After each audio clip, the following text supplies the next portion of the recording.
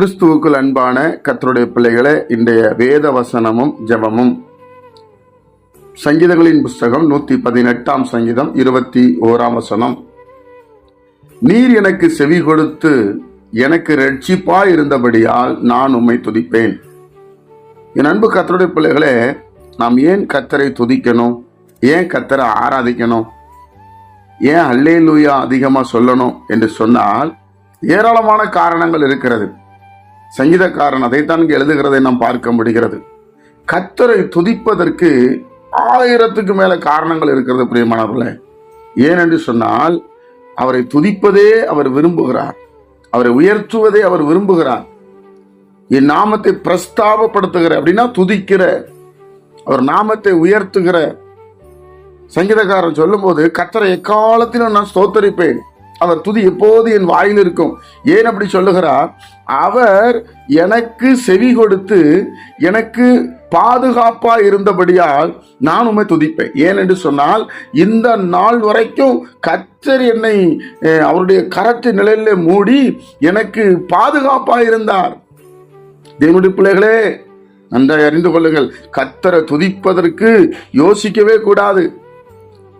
என்ன நடந்தாலும் துதிக்கணும், என்ன வந்தாலும் துதிக்கணும். வாய் திறந்து கர்த்தரை துதிக்கணும், புகழணும், மகிமைப்படுத்தணும். அதைத்தான் அவர் விரும்புவார். துதிச்சா எரிகோ கோட்டை போயிடும், பிரச்சனை மாறும், போராட்டங்கள் விலகும். துதியின் சத்தம் வாய்களிலே சொல்லிக்கொண்டே இருக்க வேண்டும், புலம்பிக் கொண்டே இருக்கக்கூடாது. கர்த்தரை துதிக்கணும். அதுக்கு காரணங்கள், ஏராளமான காரணங்கள் சொல்ல முடியும் பிரியமானவர்களே.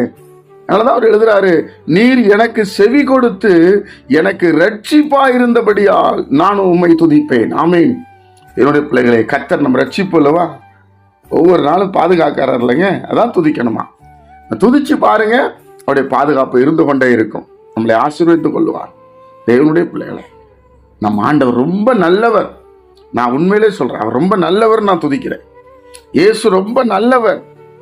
எத்தனை ஆபத்து, எத்தனை பிரச்சனை, எத்தனை வேதனை, எத்தனை இன்னல், மனுஷர்கள் நம்மளை விழுங்கியிருப்பாங்க, கொண்டு இருப்பாங்க.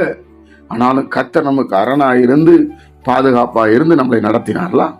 அதனால அவரை துதிக்கிறதுக்கு காரணம் தேடாதீங்க, அவரை துதிச்சு கொண்டே இருக்கலாம். ஜெபிப்போமா? பரிசுத்த பிதாவே, உம்முடைய குமாரன் இயேசு கிறிஸ்துவின் நாமத்தில் நாங்கள் வருகிறோம். நீர் நல்லவர் சுவாமி. நீர் எனக்கு செவி கொடுத்து எனக்கு இரட்சிப்பா இருந்தபடியால் உம்மை துதிப்பேன். அதே போல தேவனே, எங்களை நடத்தியறணும். இதனால் கேட்கிற ஒவ்வொரு பிள்ளைகளை ஆசீர்வதியும். உங்களுடைய சமாதானம் அவங்களுக்குள்ள இறங்கட்டும், உங்க பிரசன்னம் இறங்கட்டும், உங்களுடைய ஆளுகை இறங்கட்டும். கர்த்தர் நாம மகிமைப்படட்டும். கர்த்தராகிய இயேசுவின் மூலம் ஜெபிக்கிற நல்ல பிதாவே, ஆமென்.